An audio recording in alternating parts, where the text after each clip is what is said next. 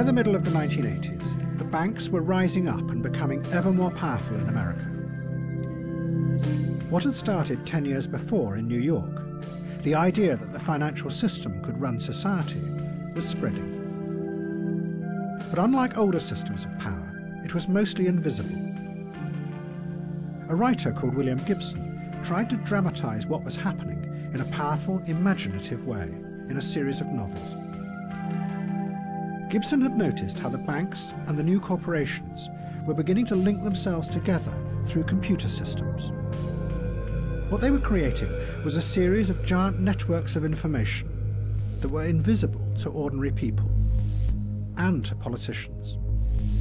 But those networks gave the corporations extraordinary new powers of control.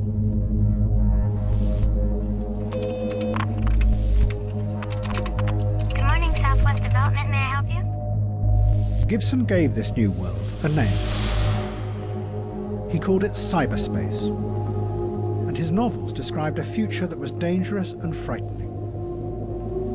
Hackers could literally enter into cyberspace, and as they did, they travelled through systems that were so powerful that they could reach out and crush intruders by destroying their minds. In cyberspace, there were no laws, and no politicians to protect you. Just raw, brutal, corporate power.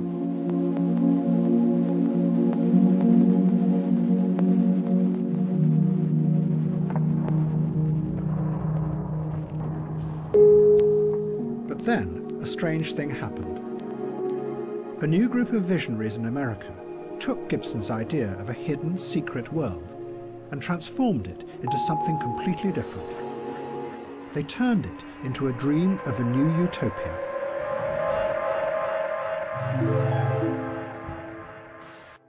They were the technological utopians who were rising up on the west coast of America. They turned Gibson's idea on its head. Instead of cyberspace being a frightening place dominated by powerful corporations, they reinvented it as the very opposite. A new, safe world where radical dreams could come true. 10 years before, faced by the complexity of real politics, the radicals had given up on the idea of changing the world. But now, the computer utopians saw in cyberspace an alternative reality, a place they could retreat to, away from the harsh right-wing politics that now dominated Reagan's America. The roots of this vision lay back in the counterculture of the 1960s, and above all, with LSD.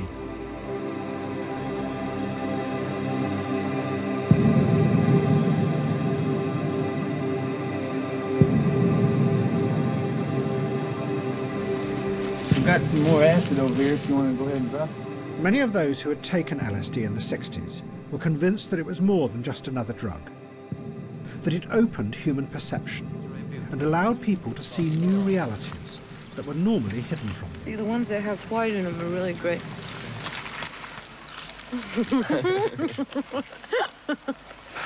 Like a rabbit. It freed them from the narrow, limited view of the world that was imposed on them by politicians and those in power. In the United States, in the next 5, 10, 15 years, you're going to see more and more people taking LSD and making it a part of their lives, so there will be an LSD country within 15 years. An LSD society, there'll be less interest in, obviously, warfare, in power politics. You know, politics today is a disease. That's a real addiction. Politics, politics, politics, politics. Don't politic. Don't vote. These are old men's games. Impotent and senile old men that want to put you onto their old chess games of war and power. 20 years later, the new networks of machines seemed to offer a way to construct a real alternate reality. Not just one that was chemically induced, but a space that actually existed in a parallel dimension to the real world. And like with acid, cyberspace could be a place where you would be liberated from the old corrupt hierarchies of politics and power, and explore new ways of being. One of the leading exponents of this idea was called John Perry Barlow. In the 60s, he had written songs for the Grateful Dead and been part of the acid counterculture. Now he organised what he called cyberthons to try and bring the cyberspace movement together. Well, you know, the Cyberthon, as it was originally conceived, was supposed to be the 90s equivalent of the acid test. And we had thought to involve some of the same personnel. You and I and Timmy should sit down and talk. Okay, that's good. And it immediately acquired a financial quality, or commercial quality, that was initially a little unsettling to an old hippie like me, but as soon as I saw it actually working, then I thought, well, if you're going to have an acid test for the 90s, money better be involved. Instead of having a glass barrier that separates your mind, from the mind of the computer pulls us inside and creates a world for us. Incorporates everything that could be incorporated. It incorporates experience itself. Barlow then wrote a manifesto that he called a Declaration of Independence of Cyberspace. It was addressed to all politicians, telling them to keep out of this new world. It was going to be incredibly influential, because what Barlow did was give a powerful picture of the internet, not as a network controlled by giant corporations, but instead as a kind of magical, free place, an alternative to the old systems of power. It was a vision that would come to dominate the internet over the next 20 years. Governments of the industrial world, cyberspace does not lie within your borders. We are creating a world where anyone, anywhere, may express his or her beliefs, no matter how singular, without fear of being coerced into silence or conformity. I declare the global social space we are building to be naturally independent of the tyrannies you seek to impose on us. We will create a civilization of the mind in cyberspace.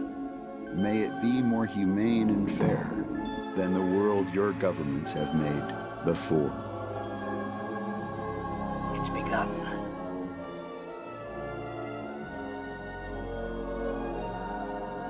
This is the key to a new order.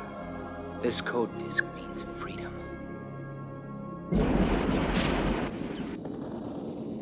But two young hackers in New York thought that Barlow was describing a fantasy world, that his vision bore no relationship at all to what was really emerging online. They were cult figures on the early online scene, and their fans followed and recorded them. They called themselves Fiber Optic and Acid Freak. And they spent their time exploring and breaking into giant computer networks that they knew were the hard realities of modern digital power. My specific instance, I was charged with conspiracy to commit a few dozen overt acts, they called them, among a number of things having to do with computer trespass and I guess computer eavesdropping, interception, unauthorized access to federal interest computers, which is a pretty vague law, communications network computers and so on. In a notorious public debate online, the two hackers attacked Barlow. What infuriated them most was Barlow's insistence that there was no hierarchy or controlling powers in the new cyber world. The hackers set out to demonstrate that he was wrong. Acid Freak hacked into the computers of a giant corporation called TRW. TRW had originally built the systems that ran the Cold War for the US military. They had helped create the delicate balance of terror. Now, TRW had adapted their computers to run a new system, that of credit and debt. Their computers gathered up the credit data of millions of Americans and were being used by the banks to decide individuals' credit ratings. The hackers broke into the TRW network, stole Barlow's credit history, and published it online.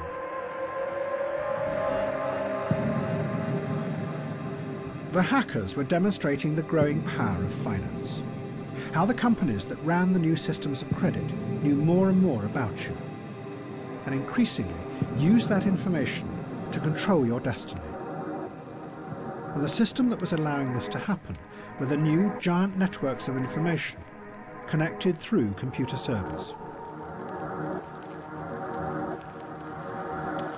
The hackers were questioning whether Barlow's utopian rhetoric about cyberspace might really be a convenient camouflage, hiding the emergence of a new and growing power that was way beyond politics.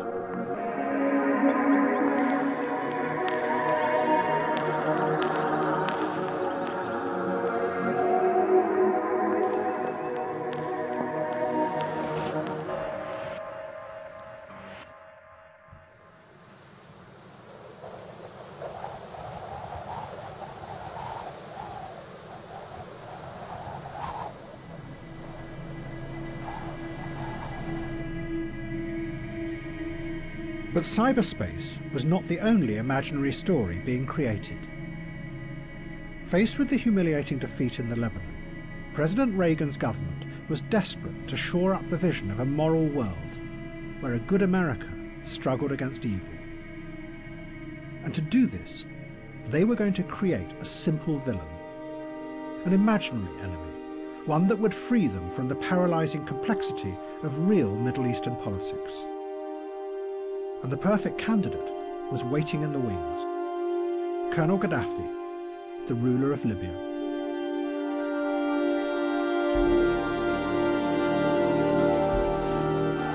The Americans were going to ruthlessly use Colonel Gaddafi to create a fake terrorist mastermind. And Gaddafi was going to happily play along, because it would turn him into a famous global figure.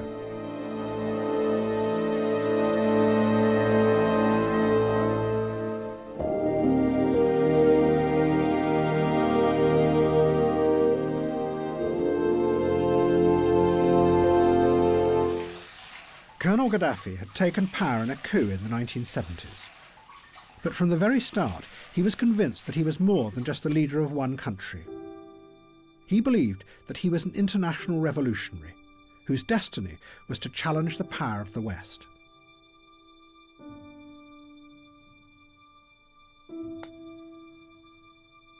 Gentlemen, the Queen.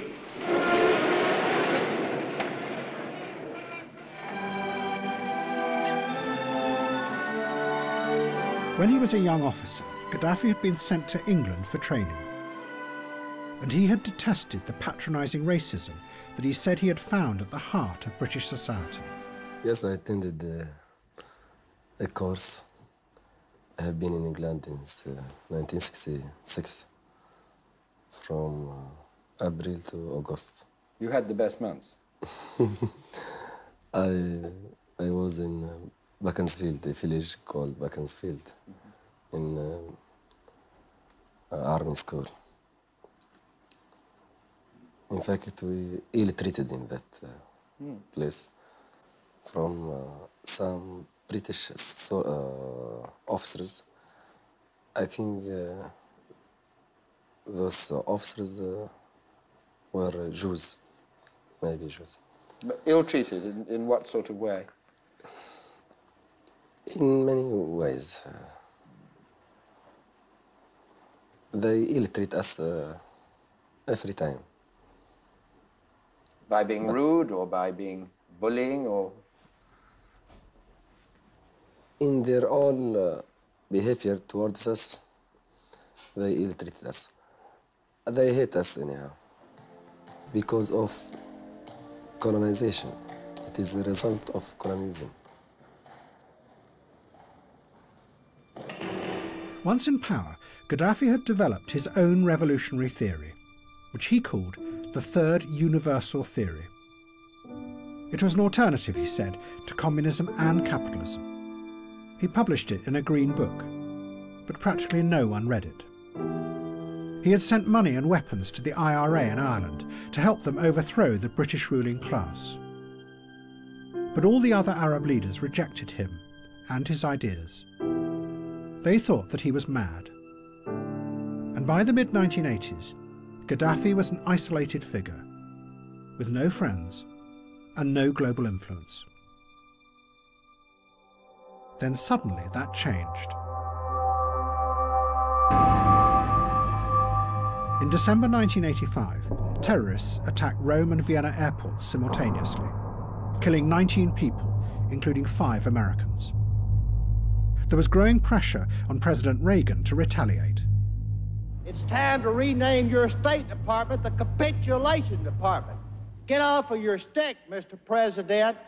The American people are sick and tired of being kicked around. You talk tough. Let's see you use some of these billions and billions and billions of dollars worth of weapons that you've asked us to approve. Your words are cheap talk. President Reagan immediately announced that Colonel Gaddafi was definitely behind the attacks. These murderers could not carry out their crimes without the sanctuary and support provided by regimes such as Colonel Gaddafi's in Libya. The Rome and Vienna murders are only the latest in a series of brutal terrorist acts committed with Gaddafi's backing. But the European security services who investigated the attacks were convinced that Libya was not involved at all, and that the mastermind behind the attacks was in fact Syria, that the terrorists had been directed by the Syrian intelligence agencies. But the Americans say that the attack at Rome airport was organized by Gaddafi, not by Damascus. No, what do you say? We don't have any evidence. You have no evidence supporting such affirmation. The only evidence we have shows a Syrian connection. You say that it was Libya, and the president said the evidence of Libya's culpability was irrefutable. Yeah. But the Italian authorities to whom I've spoken say emphatically on the record that their investigations have shown that it was entirely masterminded by Syria. I don't agree with that at all. Well, they've interrogated the surviving terrorists. I must just say I don't agree with that. But you've no evidence that Libya was in on the planning either. Our evidence on Libya is circumstantial but very strong. But why does the president then say it's irrefutable if you call it circumstantial? Well, people can be convicted and sentenced in our courts on circumstantial evidence. But what made it even more confusing was that although there seemed to be no evidence that Gaddafi had been behind the attacks, he made no attempt to deny the allegations. Instead, he went the other way and turned the crisis into a global drama. It is not a time of saying, it is a time of work, time of confrontation. Threatening suicide attacks against America.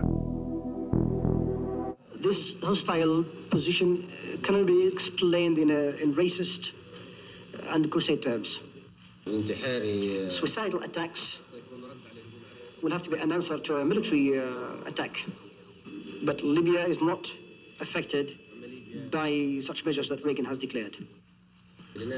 Stinking, rotten crusader. Gaddafi now started to play a role that was going to become very familiar.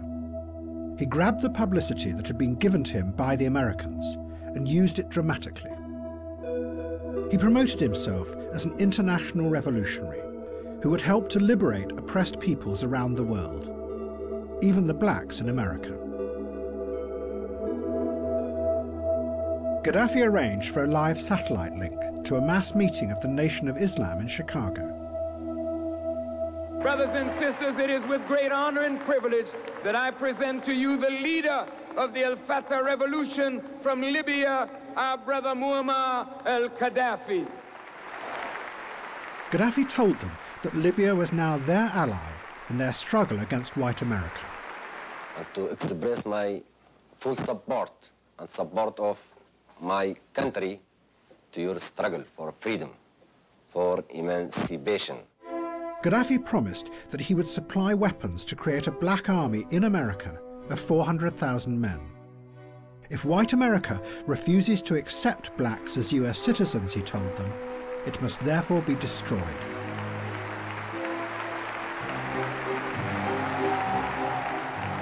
Gaddafi also invited a group of German rocket scientists to come to Libya to build him a rocket. He insisted it had no military purpose. Libya was now going to explore outer space. I think it is peaceful and civilian activity for investigation of space and something like this. And it has nothing to do with any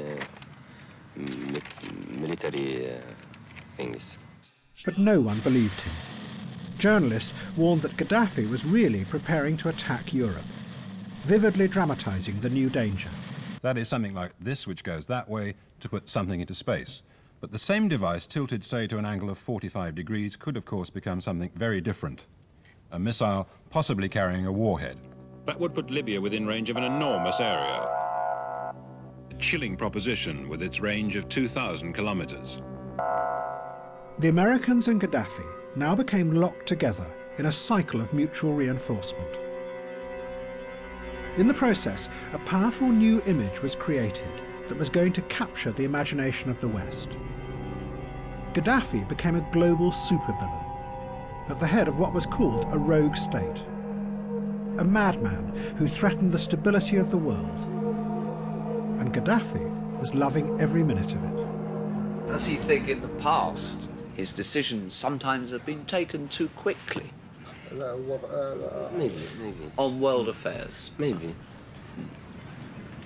I think sometimes that is what has made people in the world nervous of you, perhaps. Maybe.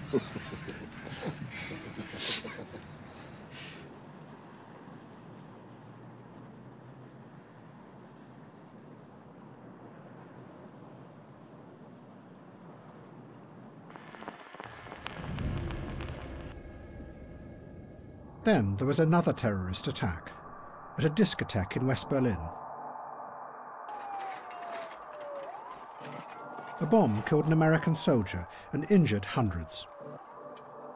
The Americans released what they said were intercepts by the National Security Agency that proved that Colonel Gaddafi was behind the bombing, and a dossier that they said proved that he was also the mastermind behind a whole range of other attacks. President Reagan ordered the Pentagon to prepare to bomb Libya. But again, there were doubts, this time within the American government itself.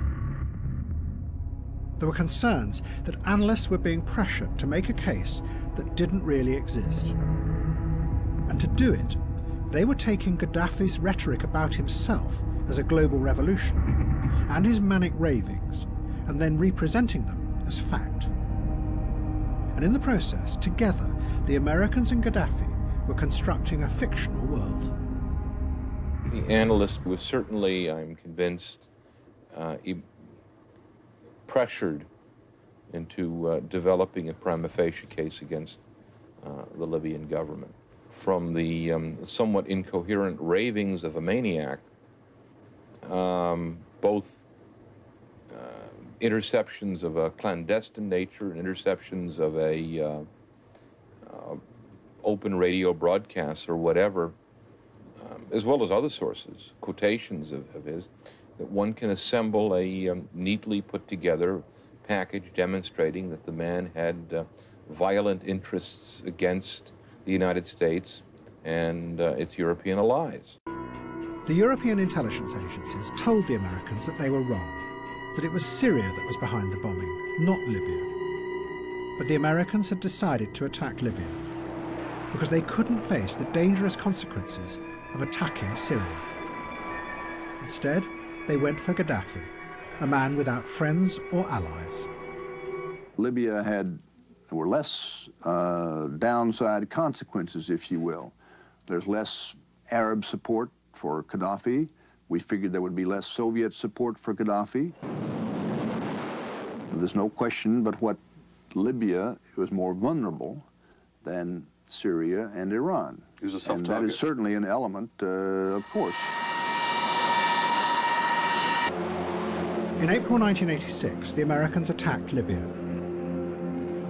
Their targets included Colonel Gaddafi's own house.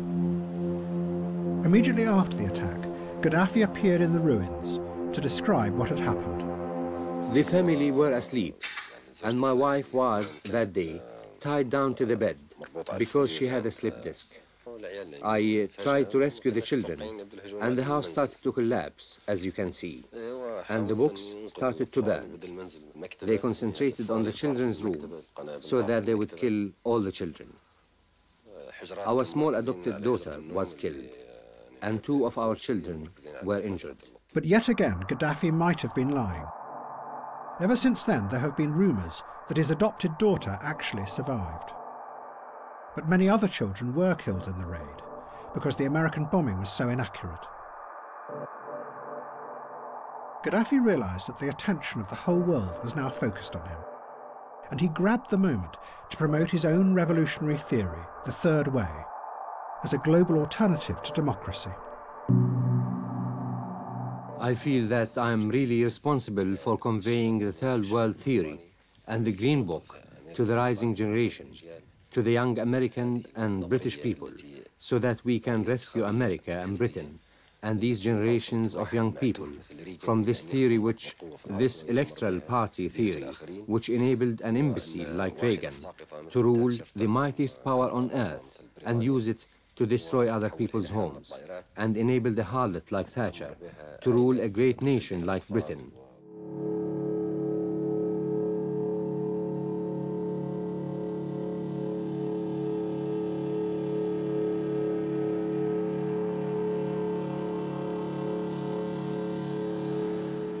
Wow, look at that. What the heck is that? Oh my God, look at that. Holy crap.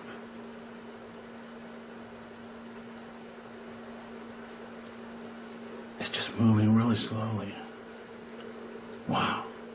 Oh. Come here. What is it doing? What the heck? Guys, it's a freaking Whoa! Oh my gosh! Wow. What is happening? What is going on? Oh my gosh, Tom! Holy shit. Oh my God, guys! Guys, is that a freaking UFO? Wait, can you get a good video? Good. What is it? What the hell? In the 1980s, more and more people in the United States reported seeing unexplained objects and lights in the sky. At the same time, investigators who believed in UFOs revealed that they had discovered top-secret government documents that stated that alien craft had visited Earth. The documents had been hidden for 20 years, and they seemed to prove that there had been a giant cover-up. But actually, the reality was even stranger. The American government might have been making it all up, that they had created a fake conspiracy to deliberately mislead the population. The lights that people imagined were UFOs may in reality have been new high-technology weapons that the US government were testing.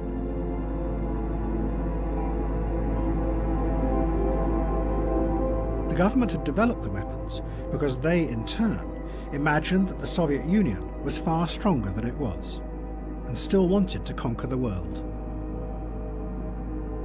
The government wanted to keep the weapons secret, but they couldn't always hide their appearance in the skies. So it is alleged that they chose a number of people to use to spread the rumour that these were really alien visitations. One of those chosen was called Paul Benovitz, who lived outside a giant airbase in New Mexico and had noticed strange things going on. Years later, I sat down with Paul at dinner and told Paul exactly that everything we did was a sanctioned counterintelligence operation to convince him that what he was seeing was UFOs, and that what we didn't want him to know was that he tapped into something on the base, and we didn't want him to ever disclose that.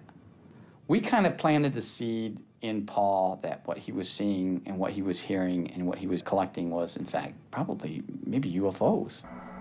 Benovitz and others chosen by the agency were, it is alleged, given a series of forged documents. Many of them were top-secret memos by the military describing sightings of unidentified aerial vehicles. The documents spread like wildfire, and they formed the basis for the wave of belief in UFOs that would spread through America in the 1990s. What the fuck is that, nigga?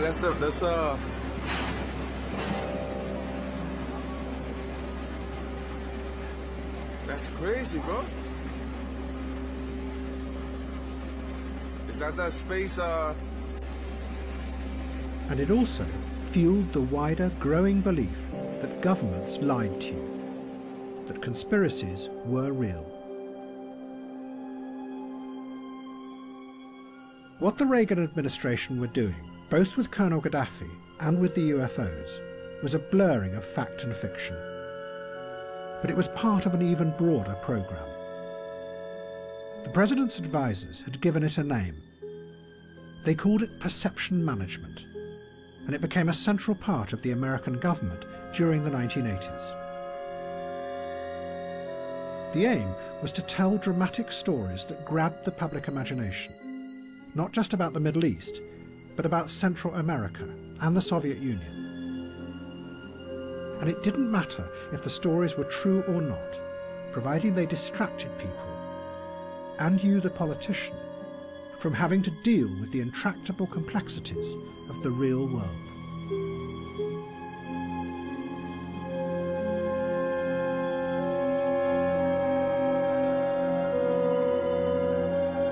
Reality became less and less of an important factor in American politics. It wasn't what was real that was driving anything, or the facts driving anything. It was how you could turn those facts, or twist the facts, or even make up the facts to make your opponent look bad. So perception management became a device, and the facts could be twisted. Anything could be anything. It becomes, how can you manipulate the American people? And in the process, reality becomes what? Reality becomes simply something to play with to achieve that end. Reality is not important in this context. Reality is simply something that you handle. But something was about to happen that would demonstrate dramatically just how far the American government had detached from reality. The Soviet Empire was about to implode. And no one, none of the politicians, or the journalists, or the think tank experts, or the economists, or the academics saw it coming.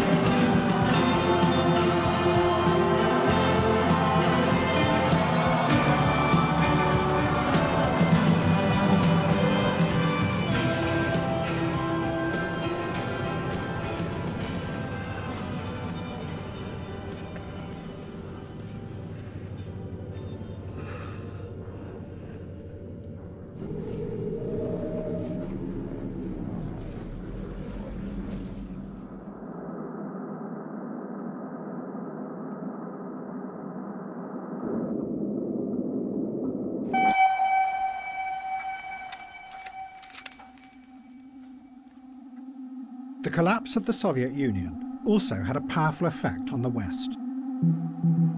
For many, it symbolized the final failure of the dream that politics could be used to build a new kind of world. What was going to emerge instead was a new system that had nothing to do with politics. A system whose aim was not to try and change things, but rather to manage a post-political world.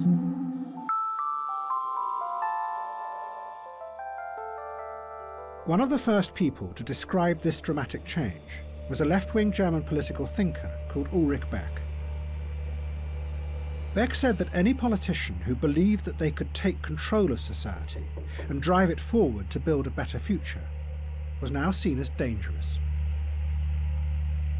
In the past, politicians might have been able to do this, but now they were faced with what he called a runaway world, where things were so complex and interconnected, and modern technologies so potentially dangerous, that it was impossible to predict the outcomes of anything you did. The catalogue of environmental disasters proved this. Politicians would have to give up any idea of trying to change the world. Instead, their new aim would be to try and predict the dangers in the future, and then find ways to avoid those risks. Although Beck came from the political left, the world he saw coming was deeply conservative. The picture he gave was of a political class reduced to trying to steer society into a dark and frightening future, constantly peering forward and trying to see the risks coming towards them. Their only aim, to avoid those risks and keep society stable. It only lasted for a few seconds, so you're basically shocked you really didn't know what was going on at the time. Where were you in the building and where was the explosion? Oh my God! But a system that could anticipate the future and keep society stable was already being built, pieced together from all kinds of different and sometimes surprising sources, all of them outside politics.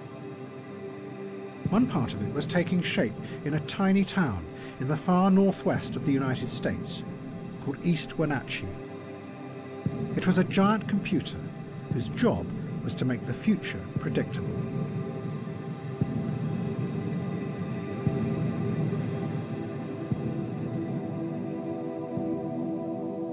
The man building it was a banker called Larry Fink. Back in 1986, Mr. Fink's career had collapsed. He lost $100 million in a deal and had been sacked. He became determined it wouldn't happen again.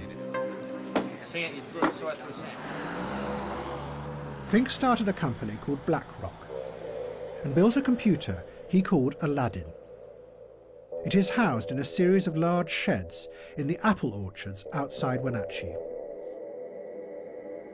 Fink's aim was to use the computer to predict with certainty what the risk of any deal or investment was going to be. The computer constantly monitors the world, and it takes things that it sees happening and then compares them to events in the past. It can do this because it has in its memory a vast history of the past 50 years, not just financial, but all kinds of events. Out of the millions and millions of correlations, the computer then spots possible disasters, possible dangers lying in the future, and moves the investments to avoid any radical change and keep the system stable. Today I'm going to deliver 1.8 million reports. Execute 25,000 trades. And avert 3,000 disasters. I'm going to monitor interest rates in Europe. Silver prices in Asia. Droughts in the Midwest. I'm going to witness 4 billion shares change hands on the New York Stock Exchange. And record the effects on 14 trillion in assets across 20,000 portfolios. I am Aladdin. I am Aladdin. And today, I'll find the numbers behind the numbers. I will see the trends the models don't. The connections. The risks. I am Aladdin. I'm Aladdin, and I will get the data right. I am 25 million lines of code. Written by hundreds of people. Across 2 decades. I'm smarter than any algorithm. More powerful than any processor. Because I am Aladdin. Because I am Aladdin. I am Aladdin. I am Aladdin. Aladdin has proved to be incredibly successful. The assets it guides and controls now amount to $15 trillion, which is 7% of the world's total wealth.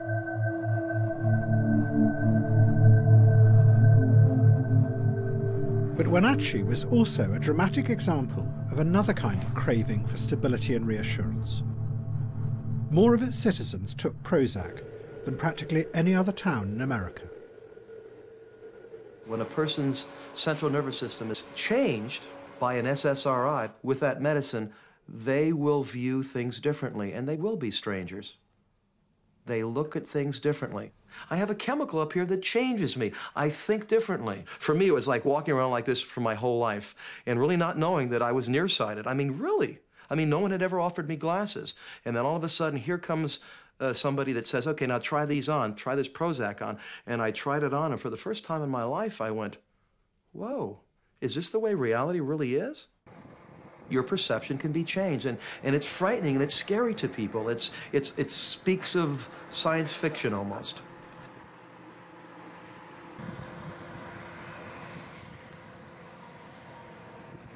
Well, the medicine just kind of lets you listen to what needs to go on. And then your doctor, you know, every time you come back, he says, oh, you're looking so much better. And then he just, like Jim, every time I come in, he goes, you are so beautiful, you know? And he isn't even sucking up. I mean, he's being nice, you know? You're beautiful, you're nice, you're friendly, you've got so much going for you. And I think, yeah, I do, yeah. So I go out and I tell my friends, oh, I feel so much better about myself.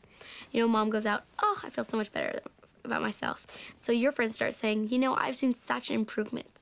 I've seen such improvement. And everybody improves all the way around. They see improvement. You know, it's like everybody's kind of brainwashing each other into being happy. But there was a more effective way of reassuring people that was being developed that did not involve medication. It too came from computer systems, but this time artificial intelligence. But the way to do it had been discovered by accident.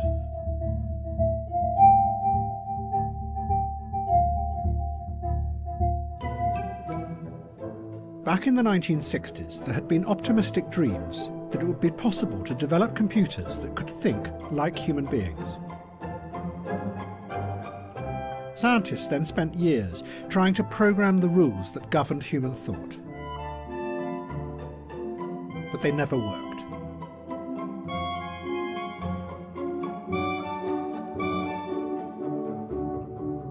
One computer scientist at MIT became so disillusioned that he decided to build a computer program that would parody these hopeless attempts.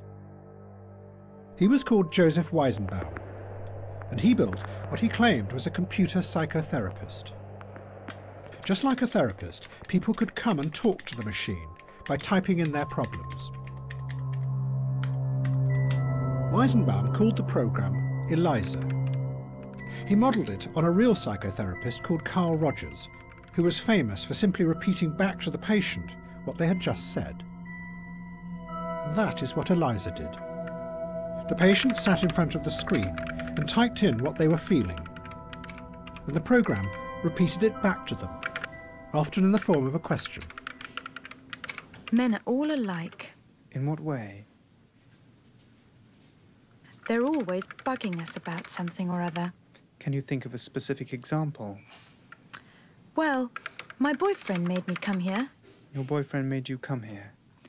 He says I'm depressed much of the time. I'm sorry to hear that you're depressed. It's true. I am unhappy. Do you think coming here will help you not to be unhappy? Well, I need some help. That much seems certain. One of the first people to use ELIZA was Weizenbaum's secretary, and her reaction was something that he had not predicted at all. And I asked her to my office and sat her down at the keyboard, and then she began to type. And of course, I looked over her shoulder to make sure that everything was operating properly. After 2 or 3 interchanges with the machine, she turned to me and she said, "Would you mind leaving the room, please?" And yet she knew, as Weizenbaum did, that Eliza didn't understand a single word that was being typed into it. You're like my father in some ways. You don't argue with me. Why do you think I don't argue with you? You're afraid of me. Does it please you to think I'm afraid of you? My father's afraid of everybody. My father's afraid of everybody. Weizenbaum was astonished.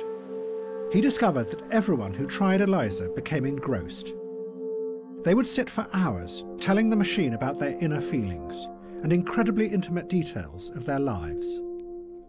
They also liked it because it was free of any kind of patronizing elitism. One person said, "After all, the computer doesn't burn out, look down on you, or try to have sex with you."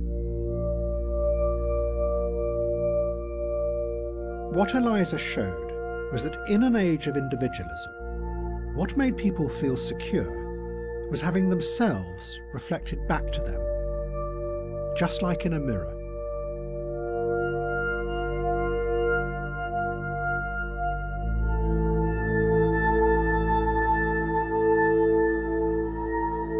Artificial intelligence changed direction and started to create new systems that did just that, but on a giant scale. They were called intelligent agents. They worked by monitoring individuals, gathering vast amounts of data about their past behaviour, and then looked for patterns and correlations from which they could predict what they would want in the future. It was a system that ordered the world in a way that was centred around you. And in an age of anxious individualism, frightened of the future, that was reassuring, just like Eliza. A safe bubble that protected you from the complexities of the world outside.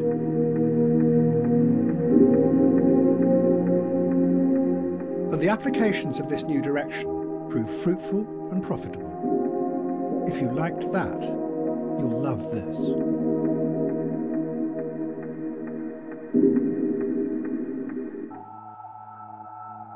What was rising up in different ways was a new system that promised to keep the world stable.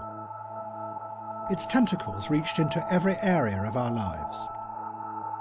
Finance promised that it could control the unpredictability of the free market, while individuals were more and more monitored to stabilise their physical and mental states. And increasingly, the intelligent agents online predicted what people would want in the future and how they would behave. But the biggest change was to politics. In a world where the overriding aim was now stability, politics became just part of a wider system of managing the world. The old idea of democratic politics, that it gave a voice to the weak against the powerful, was eroded. And a resentment began to quietly grow out on the edges of society.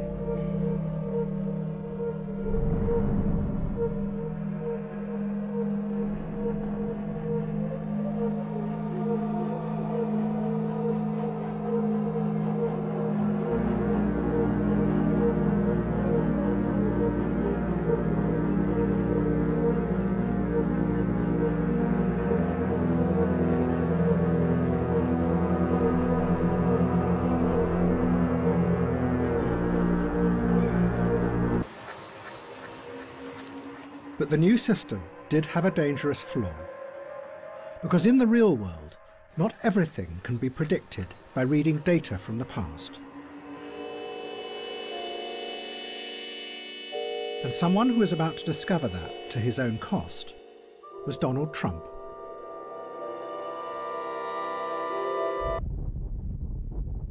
One day, a man called Jess Markham received a phone call. It was from Donald Trump, and Trump was desperate for help. Markham was a strange, mysterious figure. He had been a nuclear scientist in the 1950s and studied the effect of radiation from nuclear weapons on the human body. Then Markham had gone to Las Vegas and become obsessed by gambling. He had a photographic memory, and he used it to instantly process the data of the games as they were played. From that, he could predict the outcome. And he always won. The Las Vegas gangsters were fascinated by him. They called him the Automat. Where are we going? Let's go. Go. Donald Trump was one of the heroes of the age. But in reality, much of his success was a facade. The banks that had lent Trump millions had discovered that he could no longer pay the interest on the loans. Trump's empire was facing bankruptcy. His wife Ivana hated him because he was having an affair with Miss Hawaiian Tropic 1985. And then, a famous Japanese gambler called Akio Kashiwagi came to one of Trump's casinos and started to win millions of dollars in an extraordinary run of luck. Trump, who was desperate for money, panicked as day after day he watched millions being siphoned out of his casino. So he turned for help to Jess Markham. Markham came to Trump's casino in Atlantic City. He analysed all the data about the way that Kashiwagi had been playing. He then told Trump to suggest a particular high-stakes game that he knew the Japanese gambler could not resist. His model, Markham said, predicted that Kashiwagi had to lose. And after 5 agonising days, he did. Kashiwagi lost $10 million, and he gave up. Donald Trump was elated. He thought he'd got his money back.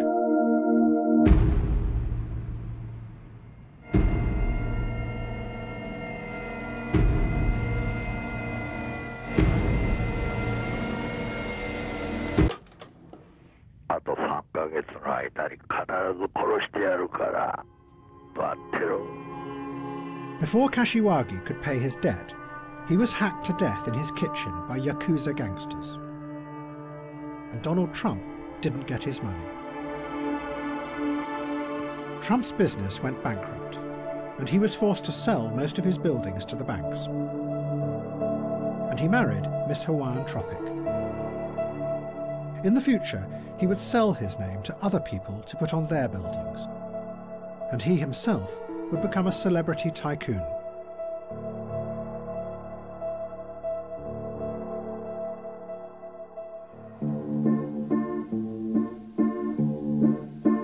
President Assad didn't want stability. He wanted revenge.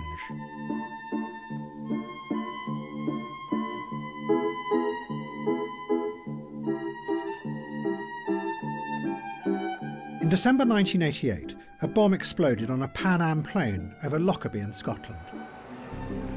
Almost immediately, investigators and journalists pointed the finger at Syria. The bombing had been done, they said, in revenge for the Americans shooting down of an Iranian airliner in the Gulf a few months before. And for 18 months, everyone agreed that this was the truth. But then, a strange thing happened. The security agencies said that they had been wrong. It hadn't been Syria at all. It was Libya who had been behind the Lockerbie bombing. But many journalists and politicians did not believe it. They were convinced that the switch had happened for the most cynical of reasons. That America and Britain desperately needed Assad as an ally in the coming Gulf War against Saddam Hussein. So once again, they blamed Colonel Gaddafi as the terrorist mastermind. Well, Syria, of course, was unfortunately accused of many terrorist outrage and of harbouring terrorist groups. It appears that we have now restored relations with them, as have the Americans. They're now our friends, although we get no real assurances on the past whatsoever. It strikes me as very strange indeed that many of the things we thought were previously the responsibility of Syria have now dramatically become the responsibility of Libya. But Assad was not really in control, because he had released forces that no one would be able to control. The force that 10 years before he had brought from Iran to attack the West, the human bomb, was now about to jump, like a virus, from Shia to Sunni Islam.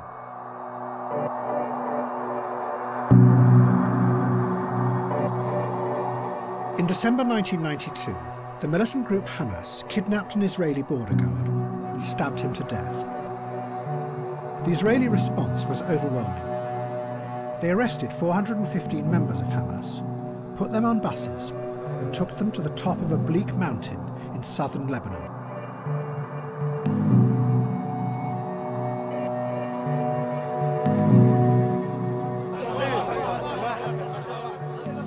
They left them there and refused to allow any humanitarian aid through.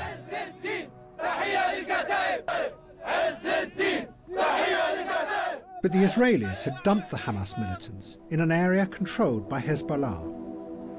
They spent 6 months there, and during that time they learnt from Hezbollah how powerful suicide bombing could be.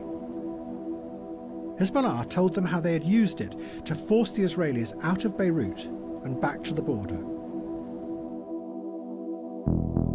The first sign that the idea had spread to Hamas was when a group of the deportees marched in protest towards the Israeli border, dressed as martyrs, as the Israelis shelled them. But it soon became more than just theatre. Hamas began a wave of suicide attacks in Israel. Just before 9, at the height of Tel Aviv's rush hour, the bomb ripped apart a commuter bus. An amateur cameraman recorded the scene in the moments afterwards as a dazed woman was helped out of the smouldering wreckage. I didn't want to believe that under my house there is a bomb. And when I realized it's a bomb, I started to cry because it was the first time I saw it in Tel Aviv. Hamas sent the bombers into the heart of Israeli cities to blow themselves up and kill as many around them as possible. In doing this, Hamas were going much further than Hezbollah ever had. They were targeting civilians, something Hezbollah had never done. The tactic shocked the Sunni world. This was something completely alien to its history. Not only did the Quran forbid suicide, but Sunni Islam did not have any rituals of self-sacrifice, unlike the Shias.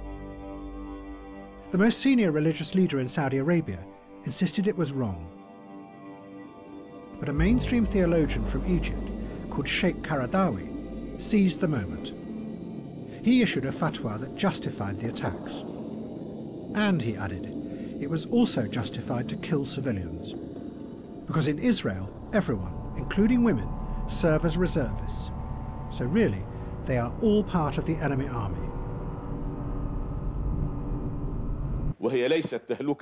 It's not suicide. It is martyrdom in the name of God. Islamic theologians and jurisprudents have debated this issue. Israeli women are not like women in our society because Israeli women are militarized. Secondly, I consider this type of martyrdom operation as an indication of justice of Allah Almighty. Allah is just. Through His infinite wisdom, He has given the weak what the strong do not possess, and that is the ability to turn their bodies into bombs like the Palestinians do. Hamas kept sending the bombers into Israel, sometimes day after day.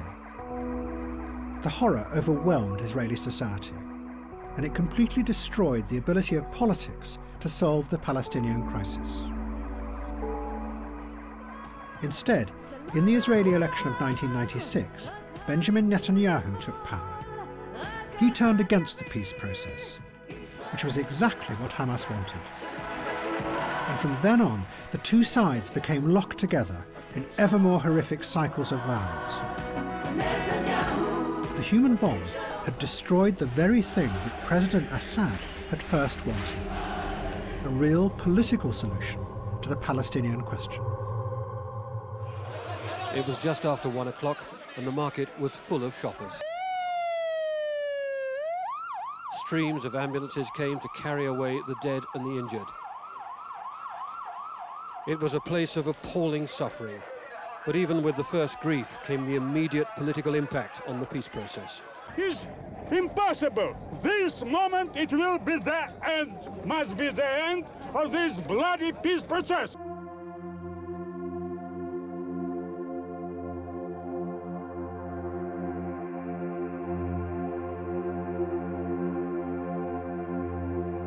And in America, all optimistic visions of the future had also disappeared.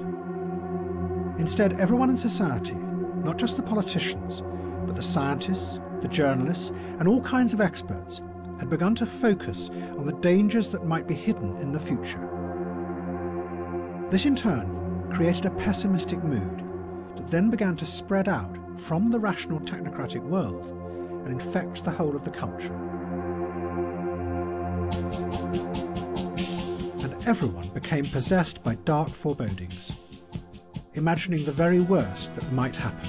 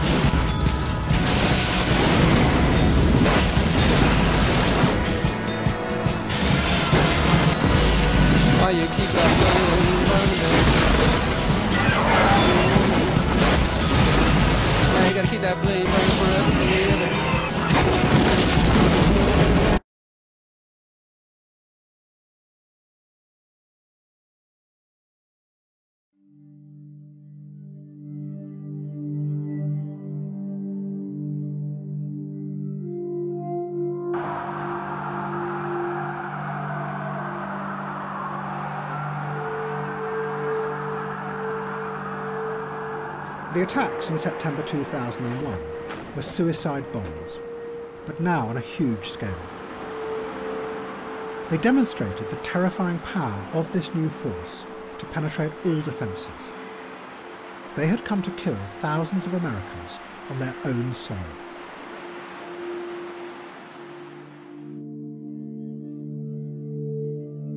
"20 years before, President Reagan had been confronted by the first suicide bombers. They had been unleashed by President Assad of Syria to force America out of the Middle East.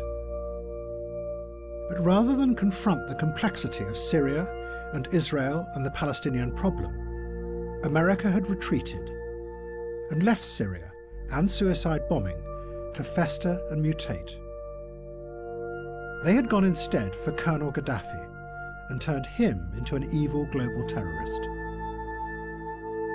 But in the process, this changed the way people saw and understood terrorism. Instead of a violence born out of political struggles for power, it became replaced by a much simpler image of an evil tyrant at the head of a rogue state, who became more like an arch criminal who wanted to terrorize the world.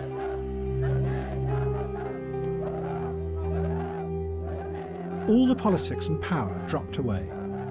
The problem was just them and their evil personalities.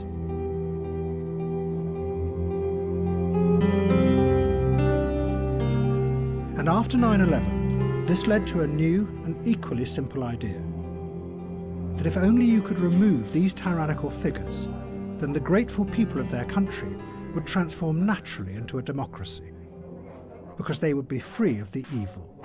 We owe it to the future of civilization not to allow the world's worst leaders to develop and deploy and therefore blackmail freed-loving countries with the world's worst weapons. We know they've already got chemical and biological weapons there. We know that they're certainly doing their best to acquire nuclear weapons technology. If we allow them to do that and do nothing about it, then I think later generations will consider us deeply irresponsible.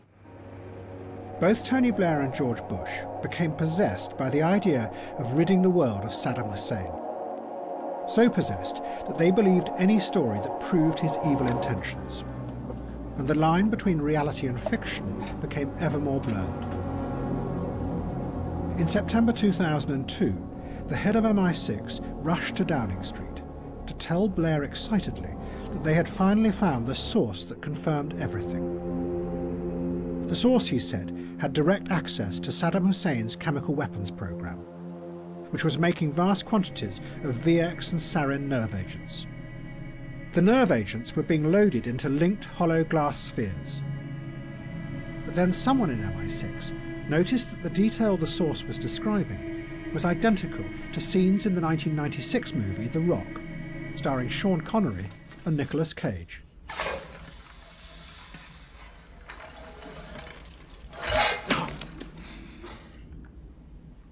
Really elegant string of pearls configuration. Unfortunately, incredibly unstable. Well, what exactly does this stuff do? If the rocket renders it aerosol, it can take out the entire city of people. How? It's a cholinesterase inhibitor. Stops the brain from sending nerve messages down the spinal cord. A later report into the Iraq War pointed out glass containers were not typically used in chemical munitions. Seizes your nervous system. Do not move that! And the informant had obviously seen a popular movie known as The Rock that had inaccurately depicted nerve agents being carried in glass beads or spheres. After your skin melts off. Oh my God. That there is a threat from Saddam Hussein and the weapons of mass destruction that he has acquired is not in doubt at all.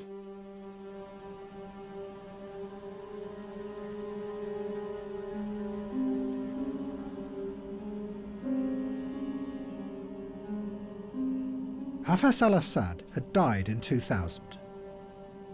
His son Bashar became the new president of Syria. But he couldn't escape the inexorable logic of what his father had started. 20 years before, his father had sent Shiite suicide bombers to attack the Americans in Lebanon. Now, as America and Britain invaded Iraq, Bashar decided that he would copy his father. But what he was about to let loose would tear the Arab world apart, and then come back to try to destroy him.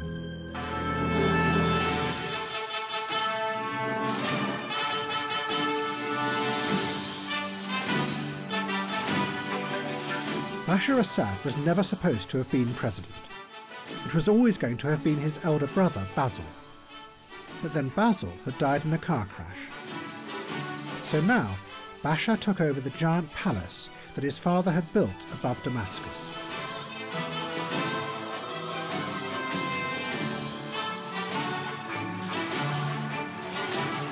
Up to this point, Bashar had not been interested in politics.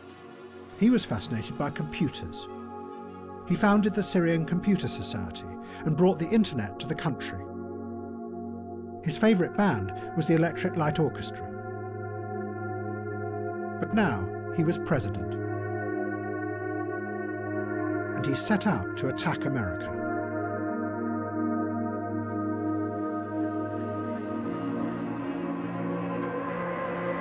Bashar Assad was convinced that the invasion of Iraq was just the first step of a plot by the Western powers to take over the whole of the Middle East. He knew that the invasion had outraged many of the radical Islamists in Syria, and what they most wanted to do was to go to Iraq and kill Americans. So Bashar instructed the Syrian intelligence services to help them do this. Syrian agents set up a pipeline that began to feed thousands of militants across the border and into the heart of the insurgency. And it grew. Within a year, Almost all the foreign fighters from across the world were coming through Syria. And they brought suicide bombing with them. The Americans estimated that 90% of the suicide bombers in Iraq were foreign fighters.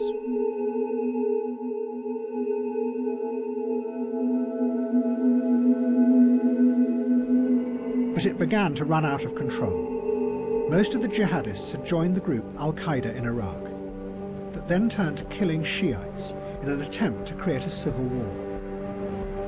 And the force that had originally been invented by the Shiites, suicide bombing, now returned and started to kill them. Then this. A moment of silence before people realised what was happening. A few seconds ago, we just had repeated explosions in the street below me. People are now fleeing in terror from the central square around the mosque. This is what everybody feared. We just heard another explosion in the distance, that somebody would try to target this religious festival to try to bring about a sectarian conflict in Iraq.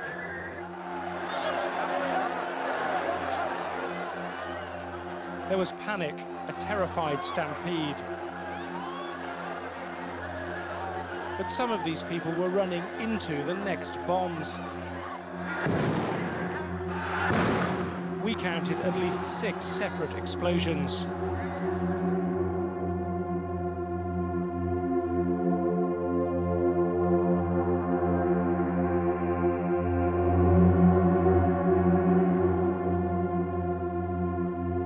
Tony Blair and George Bush were faced by disaster. Iraq was imploding, while at home they were being accused of lying to their own people to justify the invasion. What they desperately needed was something that would show that the invasion was having a good effect in the Arab world. So they made an extraordinary decision. They turned for help to the man who they had always insisted was one of the world's most dangerous tyrants, Colonel Gaddafi. And instead, they set out to make him their new best friend. It was going to be the highest achievement of perception management. A man who had been created by the West as a fake global supervillain was now going to be turned into a fake hero of democracy. And everyone, not just politicians, would become involved. Public relations, academics, television presenters, spies, and even musicians were all going to help reinvent Colonel Gaddafi.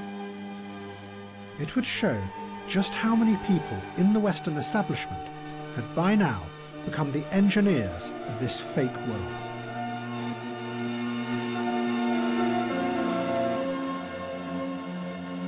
Ever since he had been accused of the Lockerbie bombing, Colonel Gaddafi had been a complete outcast.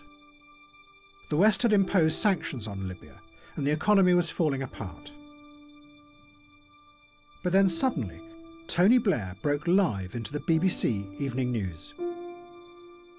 The Prime Minister, Tony Blair, is about to make a statement the BBC understands from Downing Street. It's of international significance. He'll be making his statement at any moment. Now we can see pictures of him in Durham City. Here he is. Colonel Gaddafi has confirmed that Libya has in the past sought to develop weapons of mass destruction capabilities.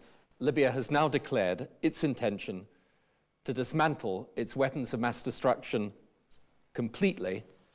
This decision by Colonel Gaddafi is an historic one and a courageous one, and I applaud it. Today in Tripoli, the leader of Libya, Colonel Muammar al-Gaddafi, publicly confirmed his commitment to disclose and dismantle all weapons of mass destruction programs in his country. Colonel Gaddafi now became for Western politicians a heroic figure. His decision to give up his weapons of mass destruction seemed to prove that the invasion of Iraq could transform the Middle East. And Tony Blair travelled to meet Gaddafi in his desert tent, to welcome him back into what one journalist called the community of civilized nations.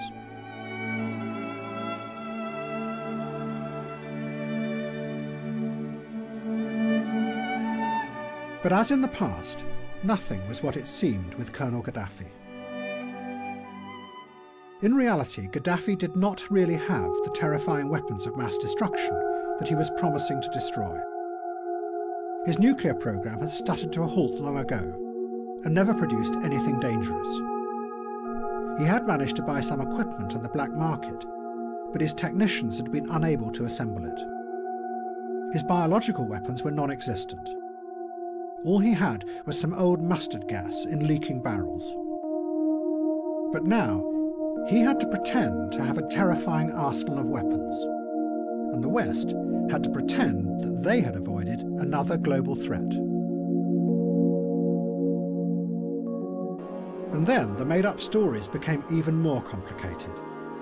As part of the deal, the West said that if Gaddafi admitted that Libya had done the Lockerbie bombing, then they would lift the sanctions.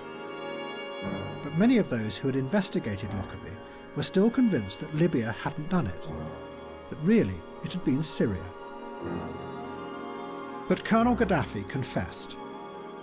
His son Saif was interviewed about this confession. He said that his father was simply pretending that he had been behind the Lockerbie bombing to get the sanctions lifted, that new lies were being built on top of old lies to construct a completely make-believe world. You have to accept, or you had to accept at that time, the responsibility, because you have to accept responsibilities, you have to pay compensation in order to get rid of the sanction. It means we did that not because we are convinced that we did it, but because to find an exit out of this nightmare. So what you're saying is that you accept responsibility, but you're not admitting that you did it? Yes. And this is all a sham, you're saying, just to get sanctions over with so that you can start normal diplomatic relations with the West? Okay. What's wrong with that? It's a very cynical way to behave as a country, isn't it? Many people would say. First of all, I mean, the Americans, they told us to write that letter. They told us to pay compensation. And then they opened their embassies and they restored the relation and they came to us. It was their game, not our game. That's great, thank you. Does the leader know there's a picture on the television that you can tell him? Oh, good, thank you.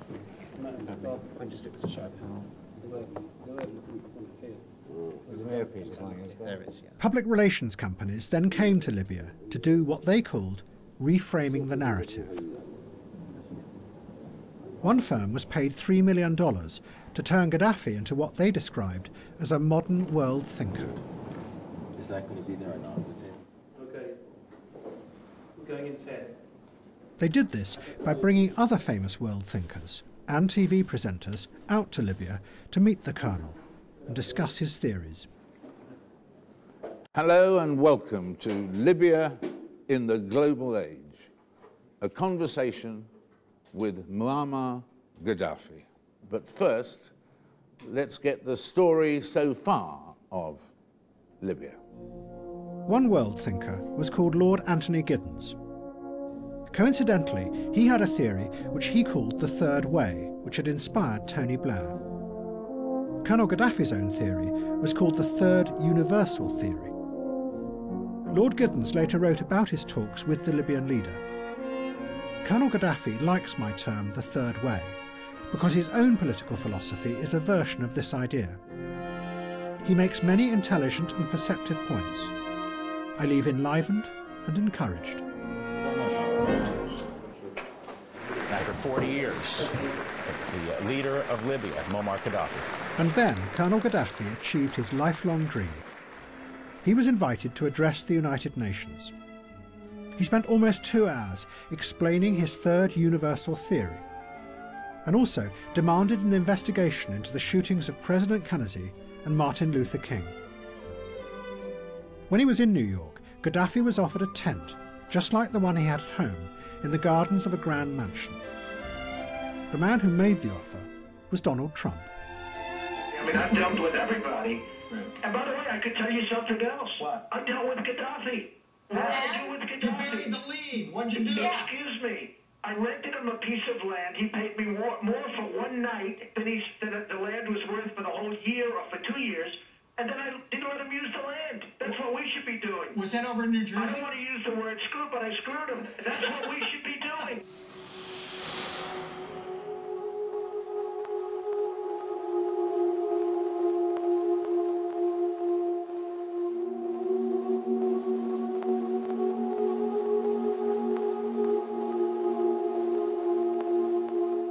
People in Britain and America now began to turn away from politics.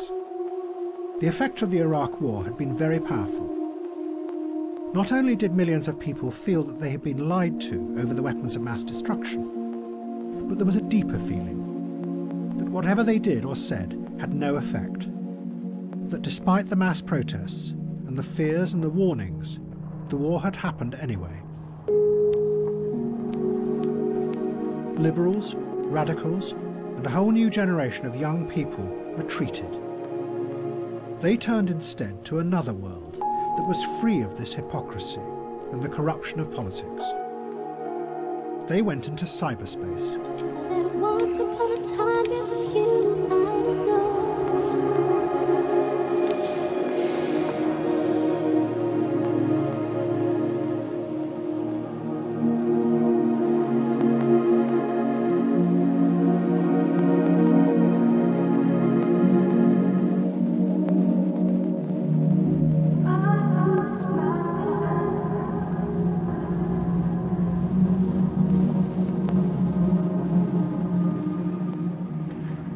By now, cyberspace had become even more sophisticated and responsive to human interaction. The online world was full of algorithms that could analyse and predict human behaviour. The man behind much of this was a scientist called Judea Pearl. He was the godfather of modern artificial intelligence. Pearl's breakthrough had been to use what were called Bayesian belief networks. They were systems that could predict behaviour even when the information was incomplete. But to make the system work, Pearl and others had imported a model of human beings drawn from economics. They created what were called rational agents, software that mimicked human beings, but in a very simplified form. The model assumed that the agent would always act rationally in order to get what it wanted, nothing more. One of the early utopians of cyberspace, Jaron Lanier, warned of the implications of this. The agent's model of what you are interested in will always be a cartoon model. And in return, you will see a cartoon version of the world through the agent's eyes. And, he added, it will never be clear who they are working for, you or someone else.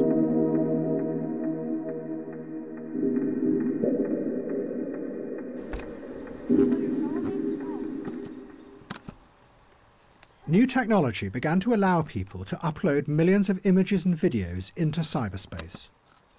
And the web, which up to that point had seemed like an abstract other world, began to look and feel like the real world. No, not like that. From videos of animals, personal moments of experience, extraordinary events, to horrific terror videos, more and more was uploaded.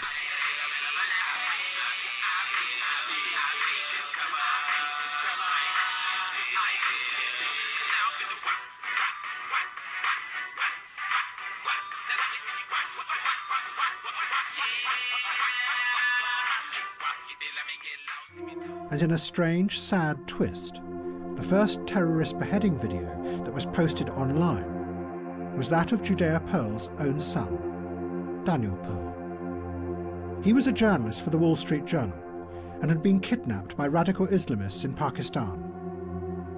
They recorded what they said was his confession and then his killing. My name is Daniel Pearl. I'm a Jewish American. I come from, on my father's side, a family of Zionists. My father's Jewish. My mother's Jewish. I'm Jewish. Only now do I think about that some of the people in Guantanamo Bay must be in a similar situation. This was a new world that the old systems of power found it very difficult to deal with. In the wake of the 9/11 attacks, the security agencies secretly collected data from millions of people online. One program was called Optic Nerve. It took stills from the webcam conversations of millions of people across the world, trying to spot terrorists planning another attack. The program did not discover a single terrorist, but it did discover something else. A top-secret assessment said, unfortunately, there are issues with undesirable images within the data. It would appear that a surprising number of people are using webcam conversations to show intimate parts of their body to the other person. Also, the fact that the software allows more than one person to view a webcam stream means that it appears to be being used to broadcast pornography.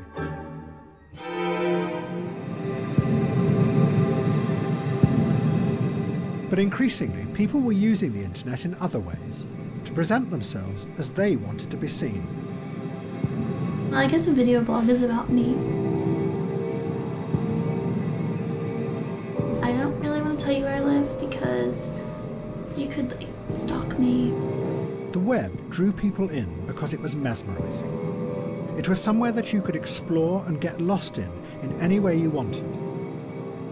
But behind the screen, like in a two-way mirror, the simplified agents were watching and predicting and guiding your hand on the mouse. Stop.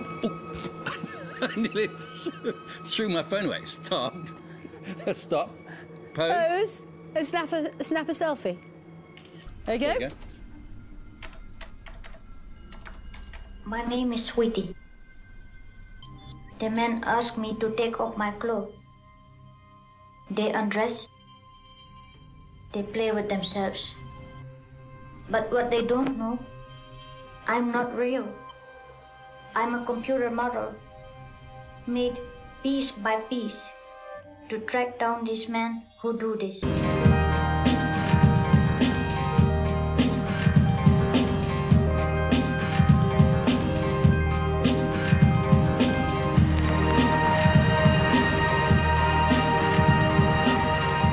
As the intelligence systems online gathered ever more data, new forms of guidance began to emerge. Social media created filters, complex algorithms that looked at what individuals liked and then fed more of the same back to them. In the process, individuals began to move, without noticing, into bubbles that isolated them from enormous amounts of other information. They only heard and saw what they liked. And the news feeds increasingly excluded anything that might challenge people's pre-existing beliefs. Now it's alright, I know when my own life is coming, I say you will call out yourself.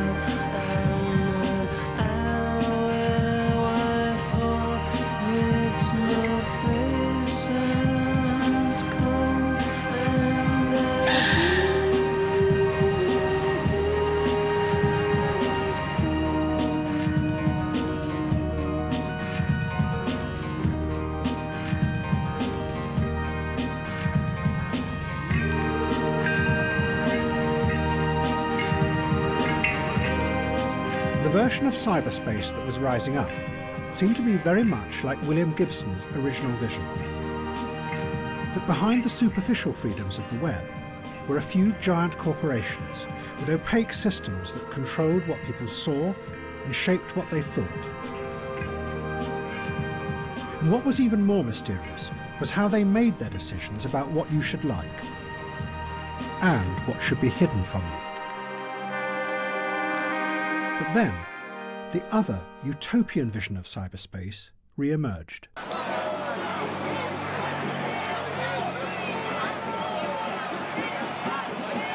Taking over the roadway.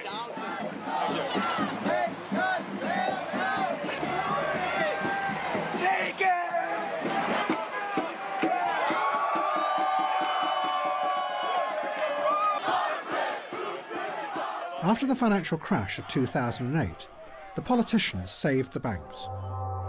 But they did practically nothing about the massive corruption that was revealed in its wake. And the reason they gave was that it might destabilise the system. Public anger burst out. The Occupy movement took over Wall Street, and then the Senate in Washington.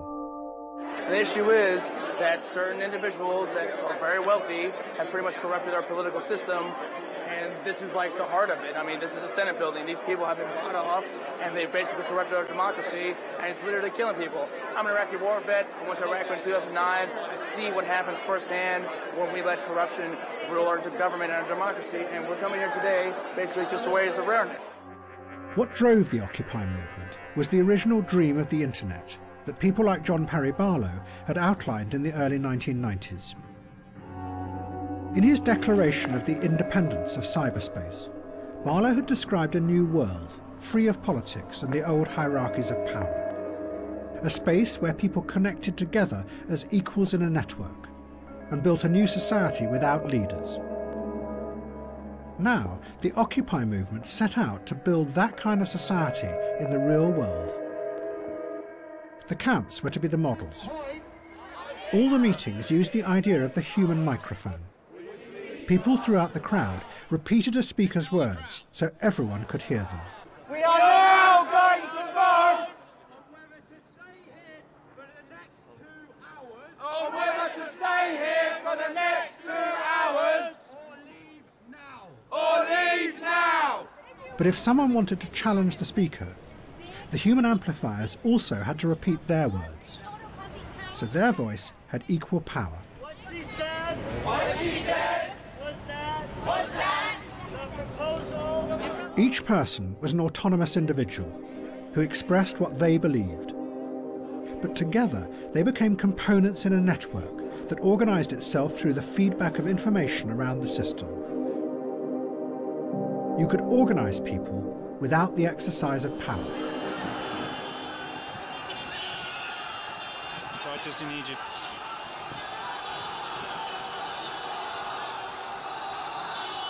Jamaat al-Dua, Main Street. Looks like chaos. Looks like police running around and a few hundred people walking down the street. Then, almost immediately, the Arab Spring began. The first revolution started in Tunisia, but it quickly spread to Egypt. On January the 25th, 2011, thousands of Egyptians came out in groups across Cairo and then started moving towards Tahrir Square. It seemed like a spontaneous uprising, but the internet had played a key role in organising the groups. One of the main activists was an Egyptian computer engineer called Wael Ghonim. He worked for Google in Egypt, but he had also set up the Facebook site that played the key role in organising the first protests. As hundreds of thousands took over Tahrir Square, Ghonim gave an interview on Egyptian TV. ما كانوش مصدقين يعني ايه شويه شباب على انا كنت بسميهم على الصفحه زمان عيال الفيسبوك. هم كانوا بيسمونا زمان ايام وقفات خالد سعيد في اول ما طلعنا خالص شويه العيال اللي على الفيسبوك اللي بيعملوا شويه دوشه مش مصدقين ان الشباب دول نزلوا بعشرات الالاف يوم ال 25. فارجوكم يا جماعه مفيش ابطال، الابطال هم الناس اللي في الشارع، الابطال هو كل واحد فينا، مفيش النهارده واحد راكب الحصان هو اللي بيضرب السرج ويحرك الناس، اوعى حد يضحك عليكم ويقول لكم كده. دي ثورة شباب الانترنت، دي ثورة شباب الانترنت اللي بقت بعد كده ثورة شباب مصر، اللي بعد كده بقت ثورة كل مصر. But Ghonim was also overwhelmed by the power this new technology had. That a computer engineer with a keyboard could call out thousands of people, some of whom then died in the midst of the protests. أنا عايز أقول لكل أم وكل أب بجد فقد ابنه. أنا آسف بس دي مش غلطتنا. والله العظيم غلطتنا. دي غلطة كل واحد كان ماسك في السلطة ومثبت فيها.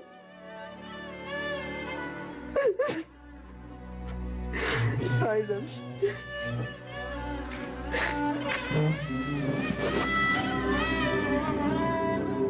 Many liberals in the West saw this as proof of the revolutionary power of the internet. Again, it seemed to be able to organise a revolution without leaders.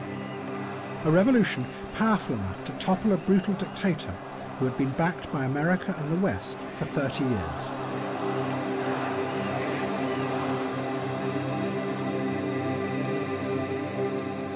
But the internet radicals were not the only ones who saw their dreams being fulfilled in the Arab Spring. Many of the political leaders of the West also enthusiastically supported the revolutions because it seemed to fit with their simple idea of regime change. It might have failed in Iraq, but now the people everywhere were rising up to rid themselves of the evil tyrants, and democracy would flourish.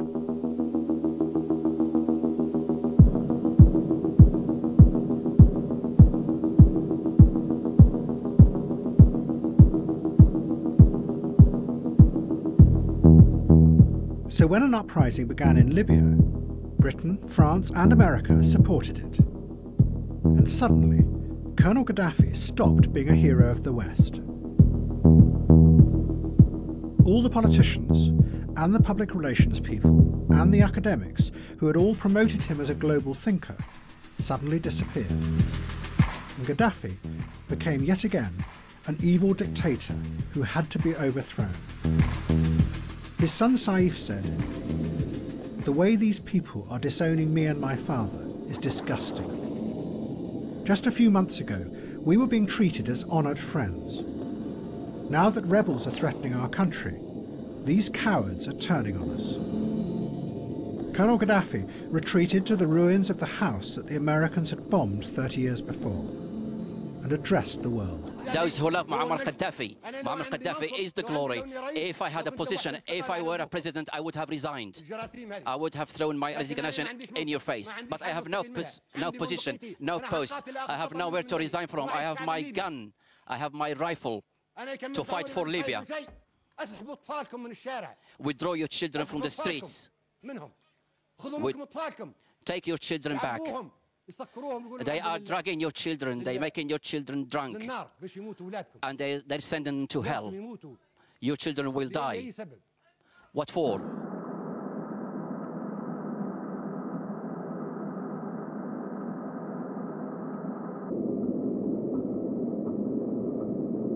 In November 2011, a large convoy was spotted driving at high speed away from Colonel Gaddafi's hometown of Sirte.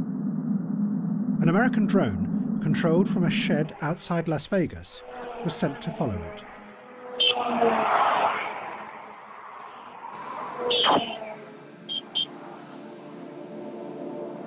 The operator fired a missile at the lead car of the convoy.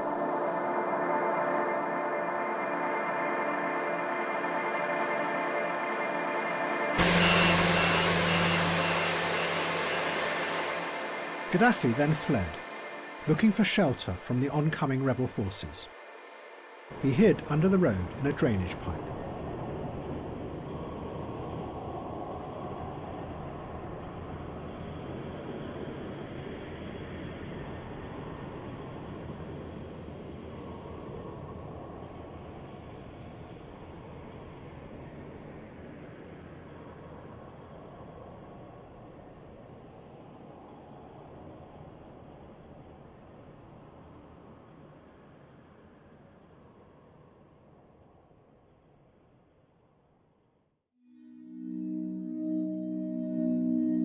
But instead of becoming a democracy, Libya began to descend into chaos.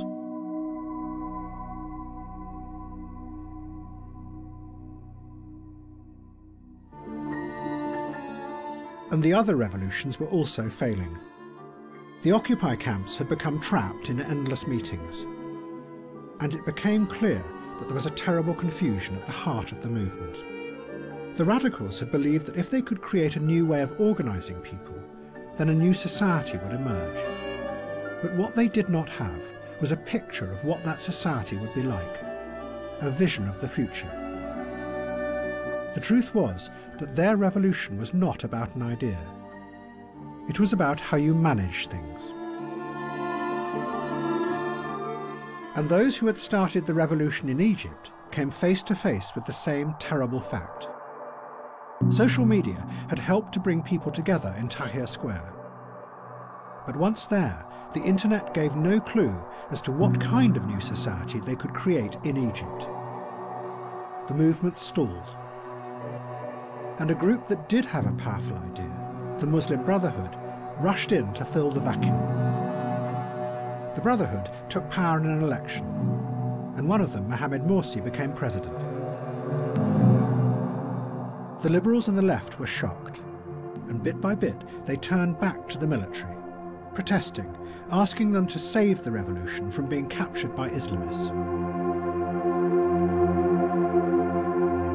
In the spring of 2013, the military took action. They arrested the president and killed hundreds of his supporters who protested. And an extraordinary spectacle unfolded in Tahrir Square. Thousands of the liberal activists who had begun the revolution 2 years before, summoned by social media, now welcomed the military back by waving their laser pens at the helicopters flying overhead.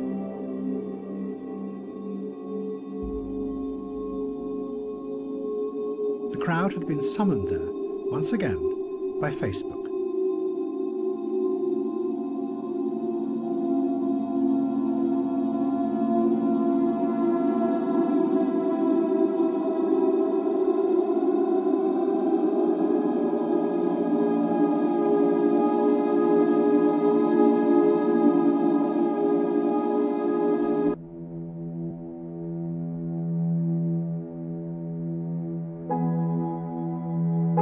After the failure of the revolutions, it was not just the radicals.